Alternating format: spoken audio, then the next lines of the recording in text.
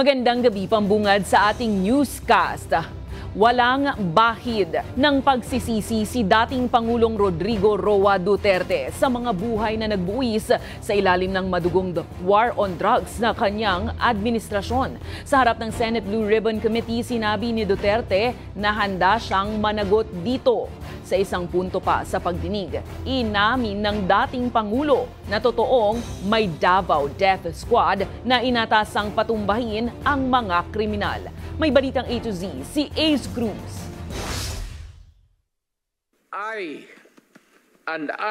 alone take full legal responsibility sa lahat na nagawa ng mga pulis pursuant to my order. Sa harap ng Senate Blue Ribbon Committee, nanindigan si dating Pangulong Rodrigo Duterte na siya at tanging siya lamang ang mananagot sa lahat na naganap sa ngalan ng madugong anti-drug war ng kanyang administrasyon.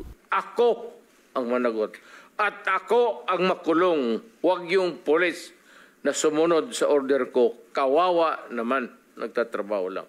Pero sa harap ng mga naulilang pamilya ng mga biktima ng extrajudicial killings o EJKs, nanindigan si Duterte na wala siyang dapat ihingi ng tawad kanino man. Do not question my policies because I offer no apologies, no excuses.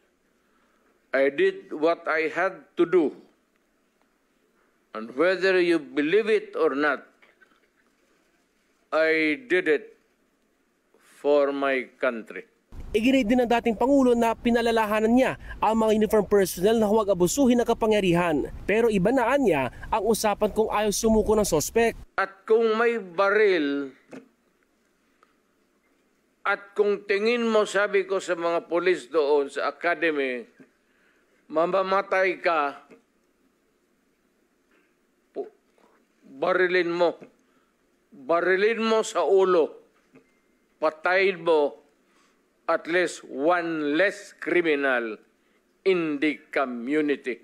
Sa isang punto sa Senate hearing, inamin ni Duterte na mayroon nga siyang death squad noong mayor pa siya ng Davao City na natasang pumatay sa mga kriminal. Meron akong death squad. Death squad, pero hindi yung mga pulis. Sila rin yung mga gangster. Yung isang gangster, utusan ko, patayin mo yan, kaya kung hindi mo patayin yan, patayin kita ngayon. Lahat itong sa right side ko, dumaan ito ng Chief of Police, Police Director. Puro commander ng death squad yan. I thought there was no existence. Trabaho ng pulis yan.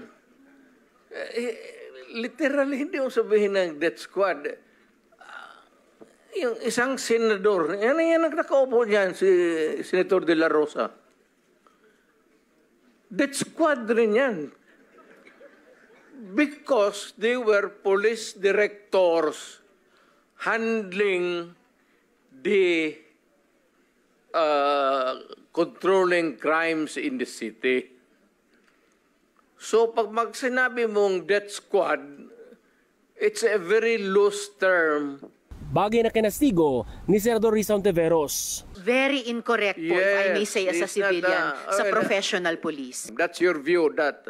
It's not my view only, Mr. Chair. Thank you for putting it on record. Pagka-mayor, pagka-prosecutor. Ako, alam ko, dumaan ako, prosecutor, mayor, presidente, alam ko ang trabaho ko. Yes, salamat kayo, Mr. Chair. Hindi ka nagdala ng syudad eh. You never had a chance to solve the problem of the community. Thank you, Mr. President. Thank you for putting it on record, Mr. Tayo Mr. Chair. magkaintindihan dyan. Kung mapagbibigyan niya siya ng pangalawang pagkakataon, gagawin pa rin niya ito. At kung pabalikin ako, sir, gagawain ko uli yan. Dublado. Your Honor. Silence, please. Osaa, silence the gallery and those who will do that again, exclude them from the hearing hall. Gallery, please do not encourage me. Present din sa pagdinig si dating Senador Laila de Lima na isang upuan lang ang pagitan kay dating Pangulong Duterte na ituturing niyang responsable sa kanyang pagkakakulong dahil sa gawa-gawang mga kaso kaugnay sa illegal na droga. Anya, umaasa siyang simula na ito ng pagkamit ng hustisya para sa mga biktima ng EJK. Kabilang ang mga biktima ng EJK sa mga nagprotesta sa labas ng Senado. Bago magsimula ang pagdinig ng Senado ukol sa war on drugs sa Duterte administration, nagsagawa muna ng maikling programa ang Grupo Akbayan maging ang mga naulilang pamilya ng EJK victims sa harap ng Senate compound at dito na nga bumuhos yung emosyon sa harap mismo ng mga taga-suporta ni dating Pangulong Duterte. Ayon sa Duterte administration, 6,000 ang napatay sa war on drugs, ngunit batay sa datos ng human rights groups, mas malaki ang bilang ng buhay na nagbuwis ng maabot sa 30,000.